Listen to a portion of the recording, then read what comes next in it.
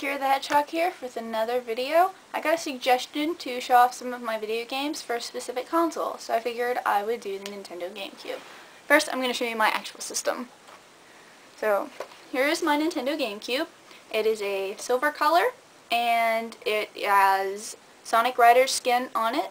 So it's very nice looking. I love how the skin looks on the Nintendo GameCube. On the bottom of it, I have a Game Boy Advance player. For those of you who don't know what a Game Boy Advance player is, basically, you buy this disc called the Game Boy Advance Player disc. You put it in there, and you put your Game Boy Advance cards in the bottom. And you can play Game Boy Advance games on a big TV, which is pretty sweet. Playing Pokemon on this thing, playing Harvest Moon on this thing, Final Fantasy, looks pretty good. So there is my system, and let's get on to my games. This is one of the first games I ever got, is Kirby Air Ride. I think this is one of the only Kirby Air Ride games, if not the only one, for the Nintendo GameCube. It came out definitely near the release of the Nintendo GameCube, and it is very nice. Here's the disc. I'm not going to show you all my discs, but very sweet game. I usually am not a big fan of racing games, but this is definitely a game to pick up. It's got 3 different modes in it. If you don't necessarily like racing, there are plenty of different modes. Kirby Air Ride is a must-have, whether you're a Kirby fan or not. The next game I have is actually a borrowed one from a friend, but I've had it for a while, so it is The Legend of Zelda, the Windwaker. I actually haven't completed it yet, to be honest. I'm very close, I just haven't had time to play it more. I think it's very fun. The graphics are cute, and Link is, you know, adorable, and his little chibbiness. He's pretty cute. Really fun game. The controls are easy. It's simple to get a hang on to, so I recommend Legend of Zelda Wind Waker. It's a very good game. The reason why I have this next game is because when I was little, I really liked this show. So I have Beyblade V-Force from the Nintendo GameCube. It's actually a really fun game, even if you don't like Beyblade. You basically battle your Beyblades together. You go through this tournament. It's really fun, and it's really addicting. So, you know, and it's very cheap nowadays, obviously. So I say pick it up. If you were a fan of Beyblade back when the TV show was out, this is probably one of the best Beyblade games ever to come out. Next game is Pokemon Colosseum. This game, when it came out, the graphics were really good for it. It really shows what the GameCube can do. It's simple. It's not that hard. My little brother loves this game. He plays it all the time. So I really liked the characters in it. I really liked the stories and all the dark Pokemon, and you had to like save all the Pokemon and stuff. So it's a pretty good game. I really like this one. So there's Pokemon Colosseum. And then after Pokemon Colosseum came Pokemon XD Gale of Darkness, which was the second part of Colosseum. It's just as good. I love the characters. I love the graphics, and the Shadow Pokemon are pretty cool. That whole story is really awesome. So if you're a Pokemon fan, don't miss these 2 games. Do not miss them. They're really fun. They're a really fun story to play, and it's fun to be the Pokemon trainer and run around all the areas. It's a fun game. You should try it out if you're a Pokemon fan. Next game is definitely a game for anime fans. It's Naruto Clash of Ninja 2, which is a fighter, and usually I'm definitely not a fan of fighters. I'm usually not a big fan of games like Dead or Alive or Street Fighter, but I am a Naruto fan, and it's a pretty fun game. It really kind of does get you into fighters if you're not used to them, so to be honest, this game really started getting me into games like Dead or Alive and different kinds of fighting games, so it's actually a pretty exciting game. I had the first one, but I got the second one and sold the first one because it's basically the same thing, but it's got more content in it.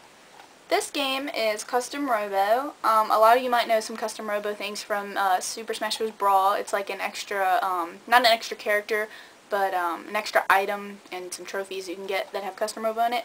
It's pretty awesome, and when it says Custom Robo, it means Custom Robo. I mean, you can really customize the robot. The storyline is exciting. The people are anime styled, which I really like. It's a really good action game, and it's a fairly long game, and you know, it's worth picking up. I think it's definitely worth picking up. So try out Custom Robo. It's actually pretty fun if you're into mecha. I don't have all my Harvest Moon games with me at the moment. I have them at another house that I usually go to, so the only Harvest Moon game that I have currently with me is Magical Melody. Magical Melody was my favorite Harvest Moon game for the GameCube. I liked it better than A Wonderful Life and Another Wonderful Life, simply because there was more bachelors to choose from. You could play as a boy or a girl in the same game, so I had 2 games. And basically the storyline was really exciting. You had to go get notes to save the Harvest Goddess, so it was a really fun game. This is definitely one of my favorite Harvest Moon games. I wanted to show you guys Animal Crossing and Sonic Adventure DX, but I'm letting my cousin borrow those games right now, so I currently don't have them with me to show. I got Sonic Adventure with my Nintendo GameCube for my 10th birthday, but the second game, Sonic Mega Collection. Sonic Mega Collection is a really great Sonic game for Sonic fans who used to play on the Sega Genesis, because it's got all the old Sonic Genesis games. It's got Sonic the Hedgehog, Sonic the Hedgehog 2, Sonic the Hedgehog 3, Sonic and Knuckles, Sonic 3D Blast, one I don't play much called Dr. Robotnik's Mean Bean Machine. It's a puzzle game, and then Sonic Spinball. So if you guys were fans of the Sega Genesis and all the old Sonic games, and you have a GameCube, this is one to pick up. It's also for the PlayStation 2, and I think the Xbox has a version of it as well. And the Nintendo DS released a version not too long ago on it, so if you really wanted to play those old Sonic Genesis games but don't have a Genesis, then this is the best way to play them.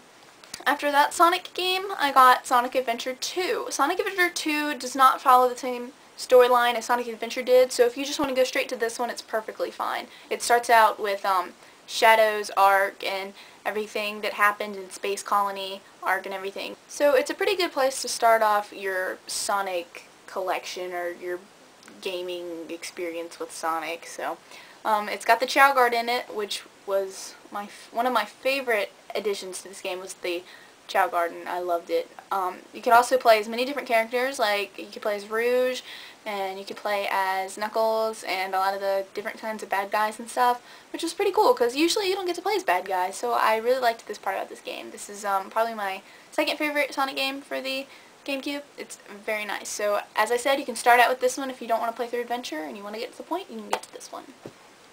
After Sonic Adventure 2, I got Sonic Heroes. Sonic Heroes follows the storyline a little bit, but not much, just in the area of Shadow, what happened to him.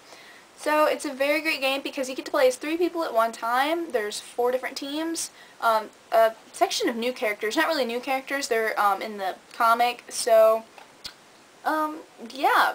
Sonic Heroes was really fun. New levels, I liked the pace of the game, the way you could change characters depending on the environments and the levels, so I really like Sonic Heroes. Not a lot of people were crazy about it, but if they made a Sonic Heroes 2, it'd be going on my pre-order list. The next game I got, I just love as much as the first collection. This is Sonic Gems Collection. And Sonic Gems Collection has more of the Sega Saturn PC games on it that were back for Sonic games. The popular ones are Sonic R, or Sonic Racing. It was for the PC and the Sega Saturn, and the fact that it came onto the GameCube is a dream come true, because Sonic R is probably my favorite Sonic game of all time.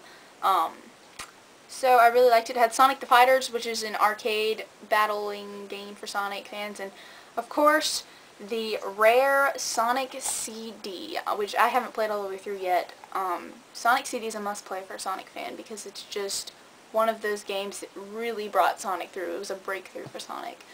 The next game I have is okay. I like it because it's a Sonic game. It was Sonic Riders. Wasn't crazy about the new characters. They were just kind of meh. I liked how fast the game speed was as you rode your board. The storyline was really short. The game is very short. It's very easy to beat. So I wasn't that impressed by it, but in 2-player mode it's really fun. So overall, it's okay. If you're a hardcore Sonic fan, I recommend it. If you're not so much of a hardcore fan, then I think you can pass this one up. And now for the game that not a lot of people really liked, but I enjoyed this game every second of it. It is Shadow the Hedgehog. Reason why I like this game. You played as Shadow the whole time. You played as one character, so it was kind of simple. According to the other Sonic games, you played as a lot of different characters. You got different viewpoints, but I kind of liked this one. It was a little change of pace. It was kind of different not being able to play as Sonic, and the biggest difference was definitely the language and the fact that you got guns. I don't know why they had to add language to a Sonic game to make it cool, but I mean, you know, if that's what Sega wanted to do. There's no stopping it.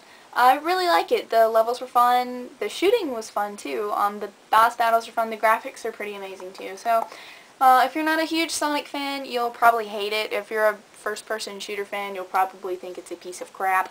But if you are a Sonic fan, pick it up because it's a very important part to unlocking the story of Shadow. Those are all the games I have at the moment. I also have Mario Party games, Super Mario Sunshine, different ones like that, but I currently don't have them with me. My brother takes them to college, and then I've got friends and family that like to borrow them, so I'm kind enough to let them do that. So I just wanted to show you guys that. I hope I didn't bore you all to death, but if I could just get some more suggestions on what to do next, that would be great. And thank you for all the messages, all the comments, all the views. I love you guys. So thank you so much. I don't know when my next video will come out, but it'll probably be a while because until I get some more ideas on what to do. So thank you so much. See y'all later.